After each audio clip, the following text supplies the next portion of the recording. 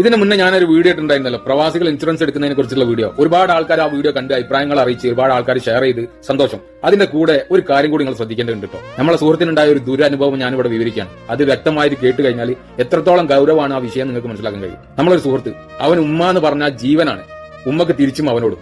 അവർ തമ്മിൽ വേർപിരിഞ്ഞ് ജീവിക്കാന്ന് പറഞ്ഞാല് ചിന്തിക്കാൻ പോലും കഴിയാത്തൊരവസ്ഥയിലേയും. പക്ഷെ കഷ്ടപ്പാടും പ്രാരാബ്ദങ്ങളും മൂലം അവന് പ്രവാസ ജീവിതം തെരഞ്ഞെടുക്കേണ്ടി വന്നു. അങ്ങനെ അവൻ പ്രവാസ ലോകത്തെത്തി. എന്നാലും ഇപ്പോഴത്തെ കാലത്തെ നൂതന സാങ്കേതിക വിദ്യകളൊക്കെ ഉപയോഗിച്ചിട്ട് ഉമ്മനായിട്ടുള്ള ആ വിടവ് അവന് ഫോണിലൂടെ മെസ്സേജ് അയച്ചും വിളിച്ചിട്ടൊക്കെ നികത്തിയിട്ടുണ്ടായിരുന്നു. ഡെയിലി ഉമ്മച്ചി അവനക്ക് ഇങ്ങനെ വാട്സപ്പിൽ മെസ്സേജ് അയക്കാൻ കേട്ടോ, അവന് തിരിച്ചു മരിച്ചിന് വിളിക്കും ചെയ്യും. അങ്ങനെ വർഷങ്ങളായിട്ട് ഈ ബന്ധം ഇങ്ങനെ കൂടാന്നല്ലാതെ കുറഞ്ഞിട്ടില്ലേനും. അങ്ങനെ കാലങ്ങൾ കഴിഞ്ഞ് അവന് വളരെ കഷ്ടപ്പെട്ടിട്ട് കടങ്ങളൊക്കെ വീട്ടി പ്രാരാബ്ദങ്ങളിൽ നിന്നൊക്കെ കരകയറി ഇങ്ങനെ നിൽക്കുന്ന അവസരത്തിൽ ഒരു ദിവസം വ്യാഴാഴ്ച അന്ന് രാത്രി ഉമ്മച്ചി അവനക്ക് ഒരു മെസ്സേജ് അയച്ചു വാട്സപ്പിൽ, മോനെ നീ എത്രയും പെട്ടെന്ന് നാട്ടിലേക്ക് വരണം, എനിക്ക് അന്നൊന്ന് കാണണമെന്ന് പറഞ്ഞിട്ട്. ഇവൻ അത് കേട്ട ഉടനെ തന്നെ എന്തോ ബേജാറായിപ്പോയി. ഇവൻ എത്രയും പെട്ടെന്ന് കഫീലിനെ വിളിച്ചിട്ട് പറഞ്ഞ് നാട്ടിൽ നിന്ന് ഉമ്മ ഇങ്ങനെ വരാൻ പറയുന്നുണ്ട്, എനിക്ക് ലീവ് അടിച്ചിരണം പറഞ്ഞു. കഫീൽ പറഞ്ഞ എത്രയും പെട്ടെന്ന് ഈ ടിക്കറ്റ് നോക്കി കഴിഞ്ഞാൽ ലീവ് അടിച്ചിരണം. അങ്ങനെ സുഹൃത്തും അവനും നല്ല ടിക്കറ്റ് ഇങ്ങനെ നോക്കുന്ന അവസരത്തിൽ ഫോൺ വീണ്ടും റിംഗ് ചെയ്യുക. എടുത്തു നോക്കിയപ്പോൾ കഫീലാണ്.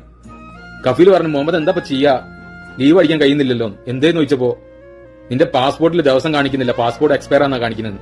ഇവൻ അത് കേട്ടപ്പോ ആകെ തളർന്ന് അവിടെ അങ്ങനെ ഇരുന്ന് സംസാരിക്കാനും കഴിയുന്നില്ല, കൈയും കാലൊക്കെ കൊയഞ്ഞ് അവശനായിട്ട് അവിടെ അങ്ങനെ ഇരിക്കുക. ഇപ്പൊ സുഹൃത്തുക്കളൊക്കെ വന്നിട്ട് പറഞ്ഞ് പ്രശ്നമാക്കണ്ട, നമുക്ക് നോക്കാന്നൊക്കെ പറഞ്ഞു. അപ്പം മക്തബിലുള്ള അവന് പറഞ്ഞ് ഇനിയിപ്പോ ഒന്നും ചെയ്യാൻ കഴിയില്ലെന്ന്, വ്യാഴാഴ്ചയാണ്, നാളെ വെള്ളിയും ശനിയും കഴിഞ്ഞിട്ടാണ്, ഞായറാഴ്ച എന്നാണ് ജവാസാത്ത് തുറക്കുക.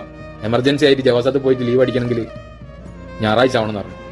ഇവൻ അത് കേട്ടിട്ട് ആകെ എന്താ പറയാ, അങ്ങനെ സുഹൃത്തുക്കളൊക്കെ അവനെ സമാധാനിപ്പിച്ചിട്ട് എങ്ങനെയൊക്കെ റൂമിലാക്കി കൊടുത്ത് അവന് കിടന്നിട്ട് ഉറക്കം വരുന്നില്ല, അങ്ങോട്ടും ഇങ്ങോട്ടും ഇങ്ങനെ ചുണ്ട് കിടക്കാന്നല്ലാതെ. നാട്ടിലാണെങ്കിൽ എല്ലാവരും കിടന്നുറങ്ങുന്ന സമയമാണ്. എങ്ങനെയൊക്കെ രാവിലാക്കിയിട്ട് ഉമ്മച്ചിന്റെ ഫോണിലേക്ക് വിളിച്ചിട്ട് ഉമ്മച്ചി എടുക്കുന്നില്ല.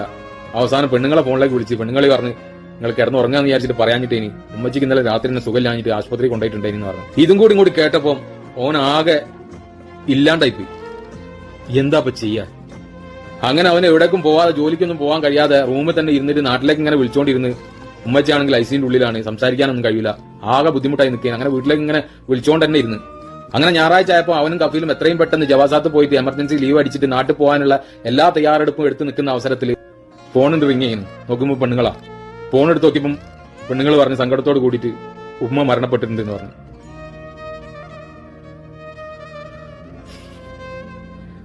ഒന്ന് ആലോചിക്കി, എന്ത് ചെയ്യാൻ പറ്റും? ഒരു ചെറിയൊരു അശ്രദ്ധ മൂലം ഉണ്ടായത് അതൊക്കെ. ആ ഉമ്മ മരണപ്പെടുമ്പോ ആ മകനെ കുറിച്ചിട്ട് എന്ത് വിചാരിച്ചിട്ടുണ്ടാവും? ആ മകന് ഏത് കാലാണ് അവന്റെ മനസ്സിൽ നിന്ന് ആ വേദന പോവുക?